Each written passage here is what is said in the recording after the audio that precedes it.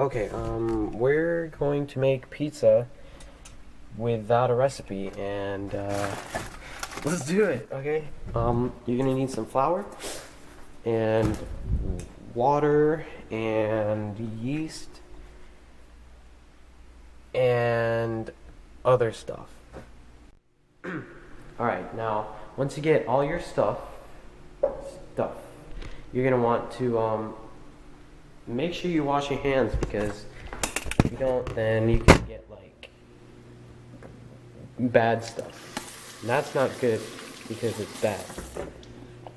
And you're gonna want to wash your hands like sing an alphabet thing song for like whatever. Just make sure you get really in there, I think. And you want to get your wrists and get everything. And we're gonna start mixing. You're gonna need a cup measured, a dry measuring cup if you have one. And you're gonna get some of your flour.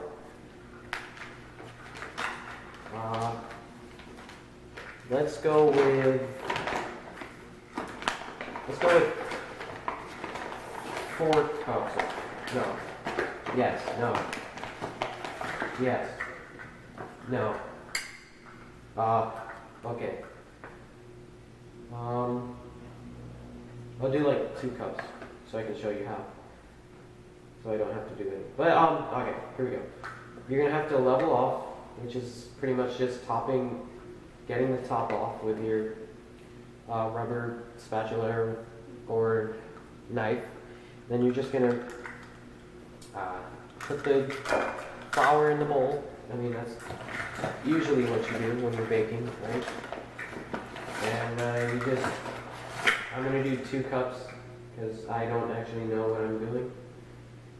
I'm gonna make pizza, but yeah. You can do it by hand. You're gonna want to take some flour and pour it on your hands. And if it gets into the bowl, don't worry, you can balance that out. And then you just want to cover your hands in flour, and that should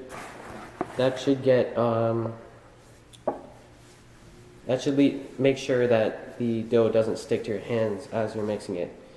And you can add more if you want, but yeah, go ahead, just go right in there. Obviously, you're going to get some dough on your hands. If you don't want as much dough on your hands, then just keep putting on flour. And you're just going to just mix all that dough in there. Get it nice and mixy, I guess. Keep putting in some dough. Flour and water. If you feel it's too dry, you can put more water, and if it's too watery or it's just not turning into dough, then you can just put some flour in there. And make sure you get all of the bits together in the bowl so that you can make your dough all nice and big and stuff. And yeah, okay. So it's a nice looking piece of dough right here. So what you can do now is you can put it all on the table. Make sure you spread some dough on the table before you actually start kneading, and I'll show you how to knead. So you're going to put some dough in there. You can use this to put it on your hands again as you're kneading dough. Just spread that around. I think I used a little too much, maybe? I don't know. And let's see. Okay. So you're gonna take your dough, get it all on there. All right. So you're gonna take this and just put it together first. Make sure everything is part of the same dough. Oh crap. Yeah. And just keep make sure everything's together. Hold it down. Stuff like that. And now you're gonna start kneading. Alright.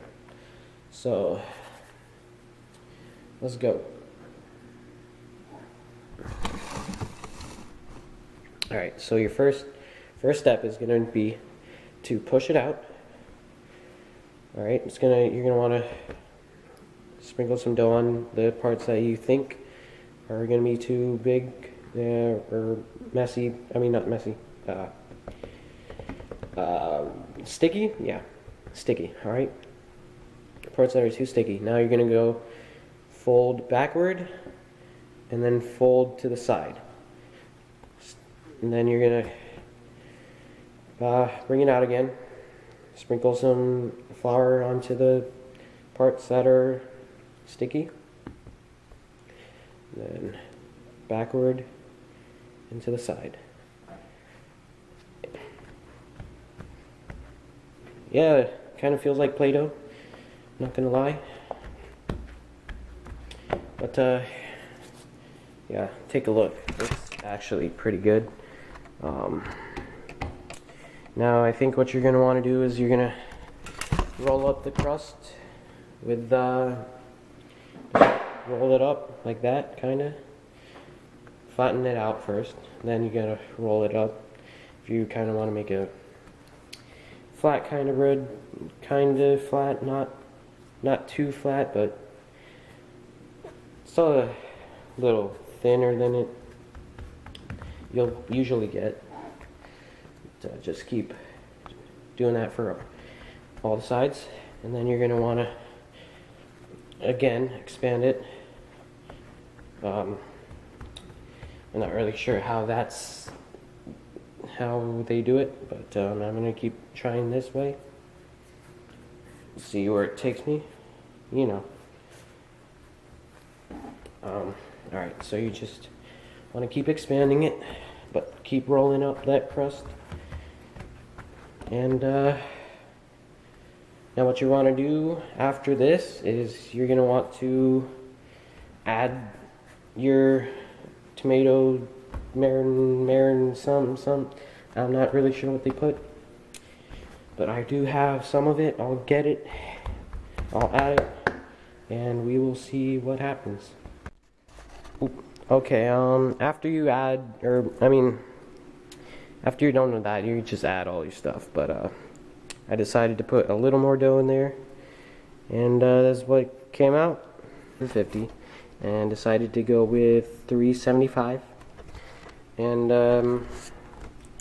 it's gonna get pretty freaking hot in there. And I'm gonna put the oven light on there, and I'm gonna bake it for about 15 minutes or until the crust turns golden brown. But you're gonna want to make sure that you're watching your dishes, or I mean not dishes. You're watching your pizza bake. You don't have to watch it like full time, you know what I mean? But all right, so it's done heating. So we can take this pizza and pop it right in that oven. All right, so the way you want to place the pizza is you don't want to just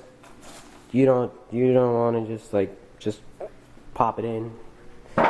What you want to do is you're going to put on the top rack, I think, and you're going to want to put it in the middle and not touching the oven door or the back of the oven.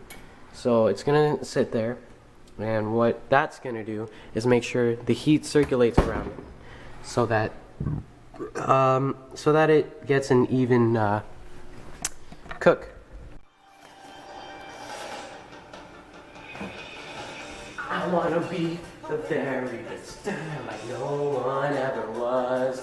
Catch that is my real test. To train them if I call. I will travel across the land, searching far and wide. Yeah. After you wait, you're gonna want to get your protective stuffs on, and you're gonna want to open the oven, obviously, and that's a nice golden crust. So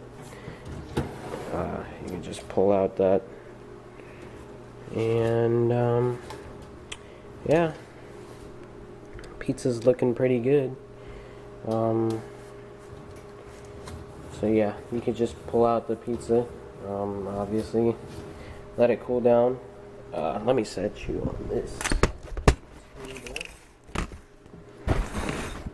Alright, so yeah, you can take your pizza out. Now if your countertop's not heat proof, don't worry, because the cardboard's actually not that hot. But if you have stone countertop, don't take it for granted.